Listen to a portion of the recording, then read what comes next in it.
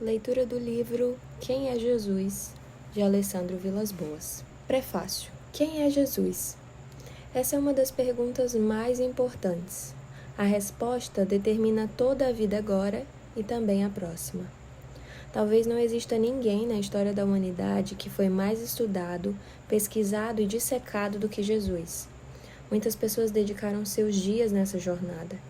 Não poucos tirariam 10 em uma prova sobre quem Cristo é. Milhares de obras foram escritas sobre ele. Será que estamos no caminho certo? Pois procuramos livros para estudar determinadas pessoas pelo fato de elas já terem morrido ou serem inacessíveis. Contudo, Jesus está vivo e acessível. Não teríamos mais êxito se, ao invés de apenas ler a respeito, nós passássemos tempo com ele? Um dia, o próprio Jesus perguntou aos discípulos quem o povo dizia que ele era. A resposta foi: alguns dizem que você é Elias por causa dos milagres, outros Jeremias por causa das duras palavras, João Batista devido ao ministério revolucionário ou algum outro profeta. Todas as definições eram bíblicas, teológicas e muito bem pensadas, porém, nenhuma estava correta. Então, Jesus direciona a pergunta aos discípulos, aqueles que não estudaram sobre ele, mas andaram com ele. Pedro diz: Tu és o Cristo, Filho do Deus vivo. Jesus reconhece que aquele entendimento não veio de carne ou sangue. Em outras palavras, Jesus afirma: isso não veio de raciocínio humano, de estudo, de inteligência ou de esforço. Essa resposta veio de uma revelação do Pai. Não há como responder à pergunta mais importante do mundo sem revelação do Pai. Tenho a honra de prefaciar um livro escrito não por alguém que passou a vida dissecando Jesus, mas alguém que tem investido seu tempo em passar tempo com ele. Você tem em mãos um livro escrito por um amigo de Jesus. Você tem em mãos um livro sobre conhecer a Deus, não pelos livros, mas por experiência e convivência. Quando Alê canta Quero Conhecer Jesus, ele não está pensando em um livro que trouxe uma nova revelação, mas em um quarto com a porta fechada, onde se passa tempo a sós com o Criador do Universo, que é o nosso Salvador. Prepare-se para ser provocado e despertado por uma fome por conhecer mais a Deus. De fato, não em teoria. Boa leitura. Douglas Gonçalves, líder do movimento Desescope. Capítulo 1. Vida. Por quê? Nada como começar do começo. Então vamos ao início do mundo. Quem nunca perguntou por que tudo existe? Mais que isso, por que tudo existe exatamente desse jeito, nesse formato, com essa lógica? Porque eu particularmente estou na Terra. Qual a ideia por trás da existência de cada ser humano? Tenho sido levado por Jesus a pensar cada vez mais no começo, tanto para poder entender o agora quanto conseguir projetar o futuro. Quem sou eu ou o que significa ser igreja? As respostas se encontram no início. Para que especificamente Deus me chamou? Preciso voltar à criação para encontrar respostas divinamente adequadas. Ou melhor, algumas estão ainda antes, na eternidade. Quero convidar-lhe a trilhar comigo essa jornada superior a tempo e espaço, que vem conduzindo-me a compreender que Deus não me chamou para ser cantor, nem pregador, nem funcionário, nem nada do que imaginei praticamente toda a minha vida cristã. Descobri que há tanto mais, mas tanto, que não poderia guardar só para mim. Meu primeiro livro não poderia falar de outro tema. Sinto-me em dívida de gratidão pelo pequeno feixe de luz que iluminou meu entendimento. Por isso escrevi essas páginas. Elas são apenas gotas diante de um oceano que é abrangente, complexa e, ao mesmo tempo, simples verdade acerca do propósito de tudo. Entretanto, arrisco-me a dizer que apenas uma porção é suficiente para que sua vida nunca mais seja a mesma. Se eu apenas lhe tocar a veste, disse a mulher transformada para sempre. Foi assim comigo. Oro com fé para que você vá muito mais longe que eu fui. Não só em entendimento, mas experiência. No fim dos dias terrenos, espero encontrar-lhe e compartilhar o senso de dever cumprido, de propósito satisfeito, com a alegria de quem entendeu o porquê de existir e o viveu plenamente. Com os olhos marejados dizer: eu ainda amo o meu Senhor. Gostaria de convidar-lhe a fazer essa simples oração comigo, que aprendi e tenho repetido em minha caminhada. Senhor, você comprou minha vida naquela cruz. Eu sou totalmente seu. Eu te amo. Mude minha vida. Eu nunca mais quero ser o mesmo. Em seu nome oro. Amém. Retorno ao simples, mas não simplista. O ano de 2017 foi particularmente difícil. Aos olhos humanos, eu fui longe. Ganhei visibilidade, minhas músicas atravessaram fronteiras. Para muitos, o ano de maior sucesso do cantor, do ministro Alessandro Vilas Boas. Mas não se engane, eu não comecei em 2017. As coisas não aconteceram de repente. Sem contar que sucesso não mede nem autoridade nem caráter. Nem tudo que está dando certo é o certo. Confundir autoridade com sucesso humano é o mesmo que dizer que Saul era mais próximo de Deus que Samuel. Porém, autoridade, caráter e sucesso podem sim caminhar juntos. É possível. Aliás, é bom lembrar que ninguém com autoridade no que prega ou faz começou ontem. Tempo é fundamental. A autoridade só vem ao conquistar uma vida que comprove a mensagem que você carrega. Hoje, em 2019, quando escrevo esse livro, faz um ano que comecei a ocupar com muita frequência palcos e púlpitos. Porém, não faz só um ano que estou nas ruas. Não faz um ano que adoro. Não faz um ano que choro pela Igreja de Deus. Não faz só um ano que ministro no secreto. Minha história com Deus começou cedo, quando ainda criança. Entretanto, não vou colocar esses anos na conta. Posso dizer que, no mínimo, uma década já se foi desde que comecei a procurar, com intensidade distinta, cumprir o chamado divino, apesar de não entender bem inicialmente. Quando chegou 2017, embora em evidência crescente no cenário musical, fui levado por Jesus a um esconderijo espiritual. Ele me pediu claramente um pouco de isolamento. Pediu-me para frear e silenciar. Até mesmo na Igreja One, que ajudei a fundar em São Paulo e pastoreava na época. Precisei distanciar-me. Levei um tempo para entender porque justo naquele contexto o Senhor me pedia atenção e busca exclusivas. A primeira coisa que compreendi, Ele desejava que eu voltasse ao simples. Mensagem simples, verdade simples. Não se trata de algo raso ou simplista. Há poder e profundidade no simples de Deus. A questão é que talvez nós tenhamos complicado um pouco o que era para ser direto e objetivo. Provavelmente perdemos o fio da meada. Foi difícil para mim encarar isso. Tudo parecia tão certo. Outro ponto. No meu esconderijo, tive certeza de que o avivamento não está por vir, mas já começou no Brasil. Ah, Alessandro, mas só é avivamento se as pessoas estão indo para as ruas, se o mover está nas ruas. Alguém pode dizer. Minha resposta: talvez você não esteja indo, mas eu estou. E não estou sozinho. Não são necessárias 100 pessoas orando, mas 10 que realmente se colocam na brecha. Isso já aconteceu há um tempo. Sim, não sou louco de dizer que chegou à maturidade, mas ouso dizer que já começou. É importante ressaltar que não pretendo discutir ou tentar provar nem que o avivamento começou, nem que este é o último e grande avivamento, nem o que é avivamento. A proposta desse livro é outra. Entretanto, precisamos concordar que o Senhor está fazendo algo fresco em nosso país. Vivemos dias únicos. E essas não são afirmações de alguém apenas empolgado com o que está vendo nas igrejas, nas conferências, nas cidades. Sabe onde eu vi o que Deus está fazendo? Em meu quarto, e não em cima das plataformas. Por isso digo com convicção, Deus está se movendo. Quando comecei a pregar, minhas mensagens sempre passavam pelo Salmo 51, versículo 17. Eu só conseguia falar de coração quebrantado e contrito. Participava de uma reunião na faculdade e tudo o que queria era adorar a Jesus e chorar aos pés dele. Então o Senhor me disse que muita gente precisava ser cuidada, precisava de pastoreio. Você poderia soltar seu violão um pouquinho por amor a mim? Disse-me Jesus. Eu soltei.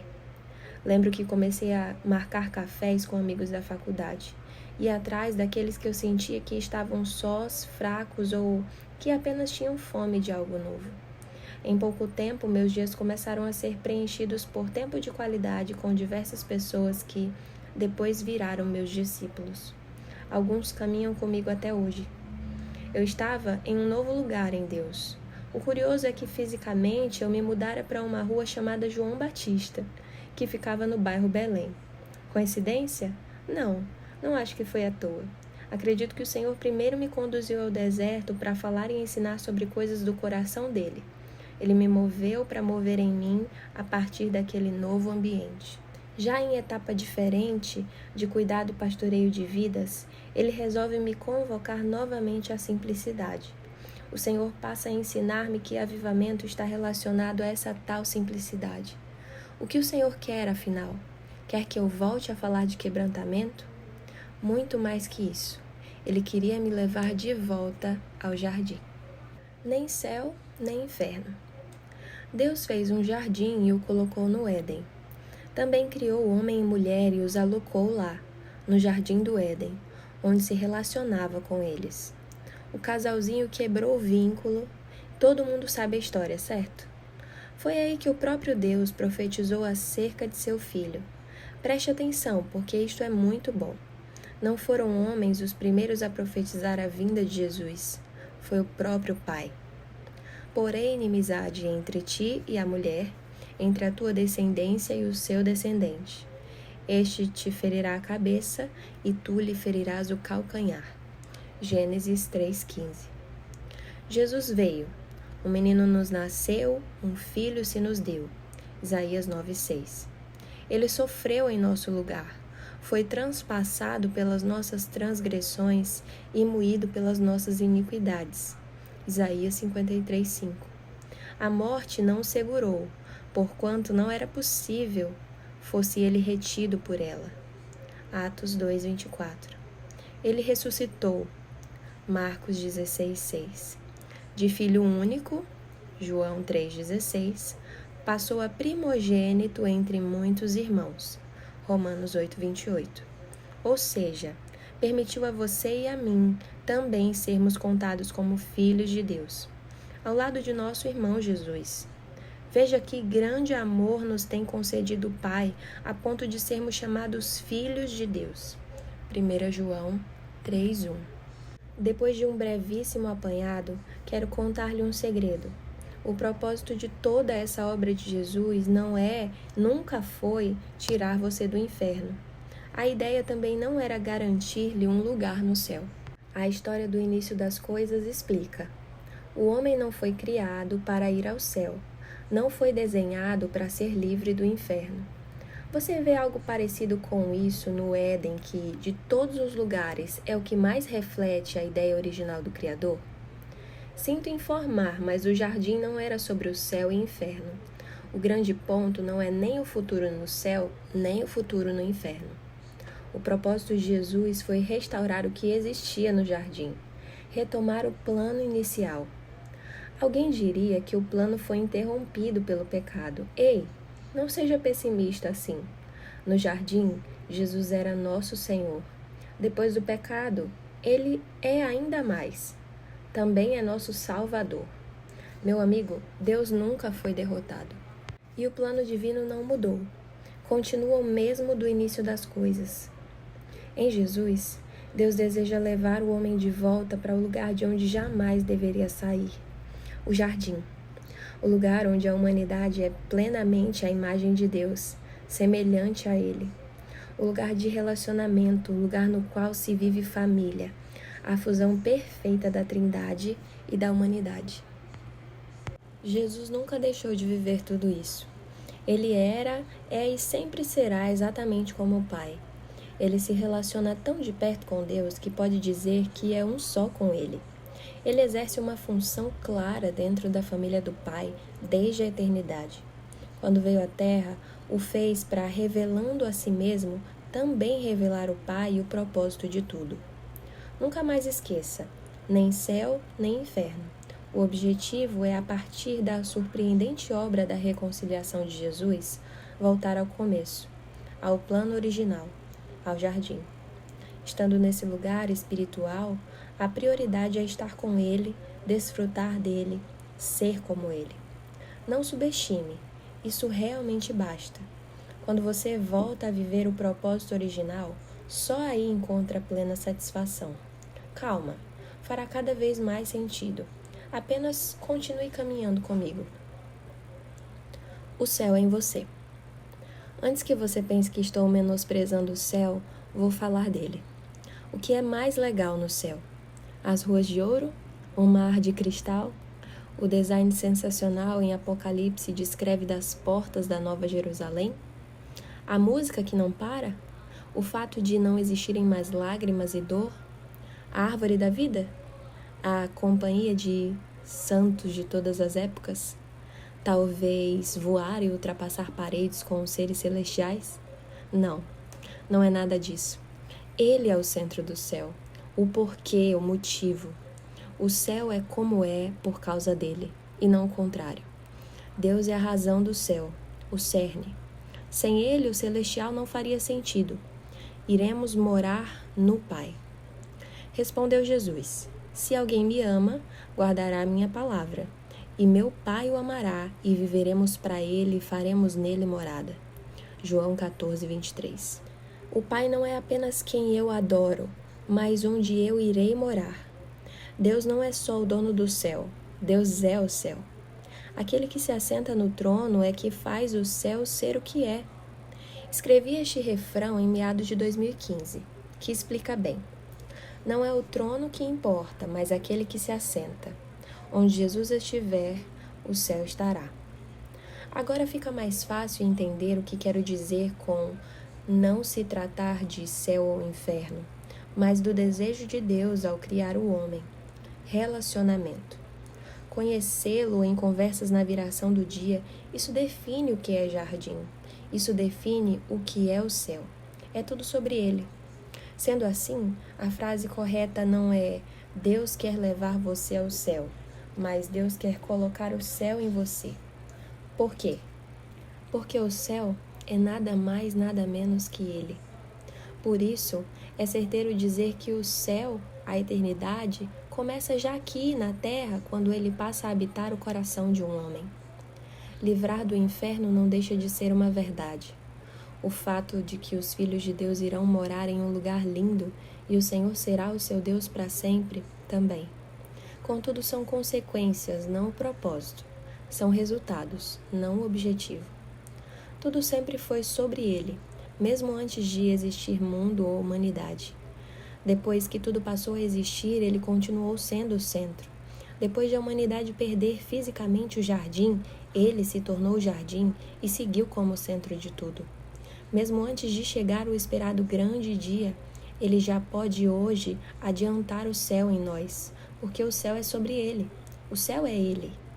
Ele era, é e sempre será o centro de todas as coisas. Todas as coisas foram feitas por intermédio dele, e sem ele nada do que foi feito se fez. João 1:3. Você consegue imaginar chegar na Nova Jerusalém e, apesar de ficar boquiaberto com as novidades, deparar-se com coisas que não lhe são estranhas? Porque você já as viveu daqui? Não, você não está entendendo. Ele não só conduz sua vida de volta ao jardim, de volta ao propósito da criação, como pode colocar desde já o céu em você. Não amanhã, não no fim, hoje, agora. Isso significa viver e fazer hoje o que você continuará vivendo e fazendo para sempre. O quê? Ele. É tudo sobre ele. Conhecê-lo e ter relacionamento com ele é o que faz sentido. É o porquê de existir. Era antes da queda, precisou ser restaurado com o sangue de Jesus para ser novamente, com plenitude, e continuará a ser por toda a eternidade. O céu em você. Ele em você, você nele. Em minha carne verei a Deus. João 19:26. Em minha carne verei a Deus. Jó 19:26. Repare aquilo que o devoto Jó prevê. Verei a Deus. Ele não diz verei os santos, embora sem dúvida isso será uma felicidade indizível. mas verei a Deus. Não está escrito: verei os portões de pérola, verei os muros de jaspe, contemplarei as coroas de ouro, mas verei a Deus. Essa é a essência do céu. Essa é a alegre esperança de todos os crentes. É o prazer deles vê-lo agora pela fé nas ordenanças. Os crentes amam observá-lo em comunhão e em oração, porém no céu eles terão uma visão aberta e sem nuvens, e assim verão como ele é. 1 João 3,2. E serão feitos inteiramente semelhantes a ele. Semelhantes a Deus. O que mais podemos desejar? Ver a Deus. Há algo melhor que podemos ansiar? Alguns leem a passagem: em minha carne verei a Deus, e encontram uma alusão a Cristo, onde a palavra se fez carne. João 1,14. E que gloriosa contemplação daquele que será o esplendor dos últimos dias. Seja assim ou não, é certo que Cristo será o tema de nosso eterno pensamento, e não desejaremos qualquer outra alegria além daquela que é vê-lo. Não pense que isso será um lugar estreito para a mente viver.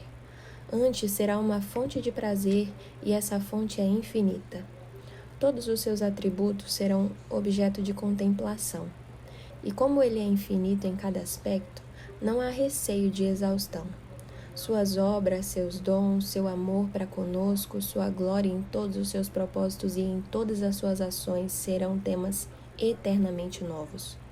O patriarca aguarda ansiosamente essa visão de Deus com satisfação pessoal. E os meus olhos, e não outros, o contemplarão. Jó 19:27. Perceba os pontos de vista da bem-aventurança celestial. Pense o que acontecerá com você. Os teus olhos verão o rei na sua formosura. Isaías 33:17. Todos os brilhos terrenos se desvanecem e obscurecem quando olhamos fixamente para ele. Porém, lá será um brilho que nunca poderá escurecer, uma glória que nunca irá desaparecer. Eu verei a Deus. Devocional Manhã e Noite, de Charles Spurgeon. Depois de uma citação espetacular de Spurgeon, termina esse trecho com uma canção escrita há muito tempo que os anjos não podem cantar. Eu sou do meu amado, e o meu amado é meu. Cantares 6:3. Repito, essa canção os anjos não podem cantar. Por quê? Porque os anjos não foram feitos um com Cristo, não são sua noiva, mas você sim. Isso é o céu em você, ser dele e ele seu. Será que existe música mais bela? Resposta certa. Vida. Por quê? Por ele. Talvez ainda soe extremamente superficial para você, mas pretendo carregar essa frase com tanto significado que ao final desse livro ela baste como resposta para sua existência. É tudo sobre ele. Será não só uma sentença, mas lema de vida. Perdoe-me a repetição, mas preciso retomar a história para clarear o que desejo expressar. Por causa da separação causada pelo pecado, Jesus veio construir uma ponte e religar o homem ao motivo de tudo: Deus.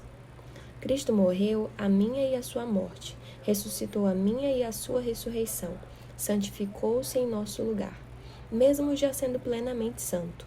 Como sumo sacerdote, ofereceu-se a si mesmo em sacrifício por nós. Deixe-me explicar de outra maneira. Cristo não veio apenas morrer por você. A obra do Filho não termina na morte, mas sim na vida. Se Jesus apenas tivesse morrido por você, vã seria a sua fé. Pense, sofrer em seu lugar pouparia da punição, mas não daria a você o direito de viver uma nova vida. Não apenas uma vida segundo os padrões deste mundo, mas a vida eterna. Cristo morreu a morte que eu merecia e ressuscitou a vida que eu não merecia. Então, ele ressuscita e não somente retoma seu lugar de direito na Trindade, mas também nos dá direito a um lugar ao seu lado. Você me faz um favor? Leia esse parágrafo de novo e mais uma vez e outra vez ainda. Você é parte da Trindade. Se eles, Deus Pai, Deus Filho e Deus Espírito Santo, são um e uma porção desse um é Jesus, onde você está após a conversão a Cristo? Naquele dia, Vós conhecereis que eu estou em meu Pai, e vós em mim, e eu em vós. João 14:20. Eu preciso gastar mais tinta nesse tópico. Segure a expectativa. Voltaremos em outro capítulo. Apenas deixe-se abismar com a verdade de que você passou a ser parte da Trindade. A fim de que todos sejam um, e como és tu, ó Pai, em mim e eu em ti, também sejam eles em nós, para que o mundo creia que tu me enviaste. João 17:21. Voltando à história, Deus planejou toda essa obra em Cristo para reconectar o homem a si mesmo, não apenas para levá-lo ao céu ou livrá-lo do inferno. Qual a resposta humana? Sair do jardim todos os dias. E eu não estou falando só de pecado. Pense comigo. Depois de tudo que Jesus fez para que pudéssemos acessar novamente o Pai em intimidade, em uma posição de filhos como o próprio Jesus é, com lugar à mesa de banquete do Senhor, parte da própria Trindade, nós nos voltamos a Deus para ousadamente questionar: Pai, qual é o meu chamado? Jesus pagou um alto preço para levar você de volta ao jardim, ao lugar de intimidade. E você já quer sair? Custou sangue devolver o acesso à unidade, mas você não quer ser um com ele. Quer uma agenda. Dê-me uma agenda. Envie-me. O motivo de tudo. Ele é relegado a patrão. Os funcionários querem saber o que é necessário fazer, quando e onde fazer. Oram, jejuam, clamam para ouvir se devem ser cantores ou pastores, evangelistas ou profetas, mestres ou tesoureiros, dançarinos ou planejadores de eventos. Preste atenção, porque o que eu vou afirmar é devastador. Se Deus criou o homem para pregar, então criou Adão para cair. Uau!